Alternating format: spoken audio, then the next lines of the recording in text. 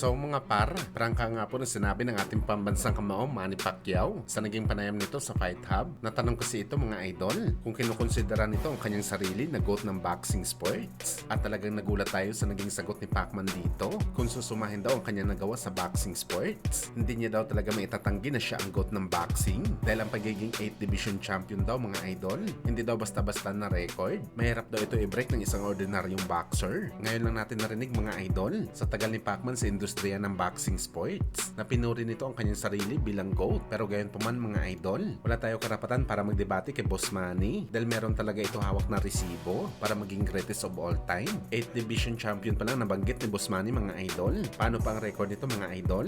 Oldest champion sa 147 pounds. Mga record na kay Pacman mo lang makikita. Kaya karapatan talaga nito na sabihin mga idol na siya ang GOAT ng boxing sports.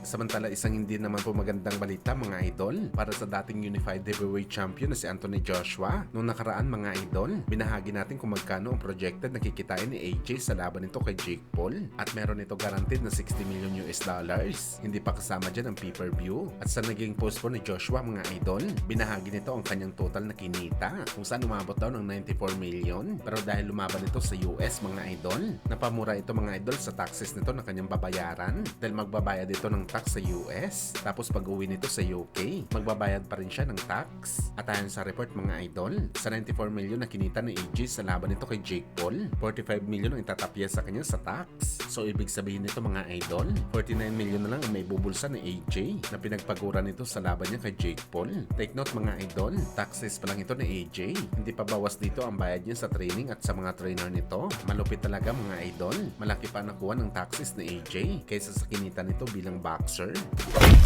Sa kabilang banda naman mga idol, sa naging panayam nga po ng angas ng Pinas John Roel Casimero sa Japan, prangka na sinabi nito mga boss na sana daw mabigyan daw siya ng magandang laban ng kanyang promoter na si Koki Kamita para patunayan ang kanyang sarili na isa talaga ito sa malalakas na fighter. Kung saan mga idol, ang pagmamakaawa na to ni Alas, nabigyan siya ng magandang laban, ay ngayon hindi talaga pwede mangyari. Hindi pa kasi napapatunayan ni Alas ang kanyang sarili sa Japanese promoter. Hindi pa ito nanalo sa laban. Simula nang hinawakan ni Kamita itong si Casimero, binigyan ito ng laban pero natalo naman ang Pinoy. At ngayon merong second chance na binigay si Koki Kamita kay Alas. Sigurado tayo mga boss, kapag napatunayan ni Casimero ang kanyang sarili kalaban si Tom sa linggo, pwede na ito pagbigyan ni Kamita. Pero hindi tayo sure dito mga idol kung malakas talaga ang susunod na kakalabanin ni Alas dahil galing lamang ito sa talo. Kailangan mo na mag-build up ni Casimero mga idol bago ito isabak sa tunay na malakas. Pero depende ito kay Kamita mga boss. Pwede naman kaagad itapat si Alas kay Luis Nery. Pero gayon pa man, bago natin pag-usapan ang bagay na yan, importante talaga na manalo si Casimero sa linggo. Dahil kung hindi mga idol, lahat ng hiniling nito kay Koki Kamita na magandang laban, imposible na talaga mangyari.